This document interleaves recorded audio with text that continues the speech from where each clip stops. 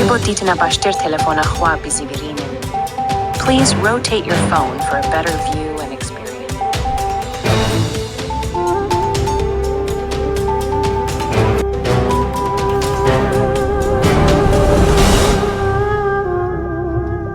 اطلاعات رژیم ایران لی bajarê Urmiyê, girtiyekî siyasiyê Kurd, ji mafê çareseriya dermanî bêpare kiriye.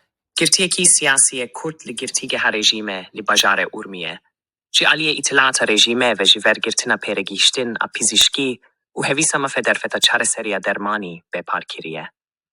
Pêka raporên bellow bûyî, Husên Osmanî temen 63 salî ku çendin neksvesî hene.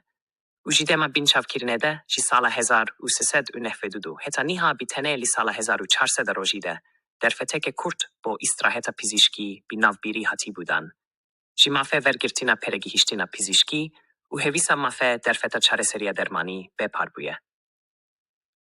Pêka wan raporan îdareya îtilata rejîmê li bajarê Urmiyê, rêgirî ji dana wan mafan bi navbîrî dike. Ev girtiyê siyasî yê selkê bajarê mihabade, ji dema binçavkirinê ve, heta nîha bi tenê du caran kariye bi rêya telefonê pêvendiyeke Kurd digel malbata swê bigire. û bi sedema işkenceyên honvaneyên rejîmê, ratî çendin neksweşîn cesteyî û hundirî hatiye ku heta nîha jî çareser nebûne. û bi sedema wan işkenceyan 4 heyvan li neksweşaneyê de hatî bû razandin û navbîrî rastî îtirafa bi zorê jî hatiye. Rejîma Îranê pêştir sizaya bi darvekirinê bi ser de sepandibû, lê li dawî biryara dadgeha rejîmê de, 30 sal sizaya girtigehê bi ser de hatiye sepandin.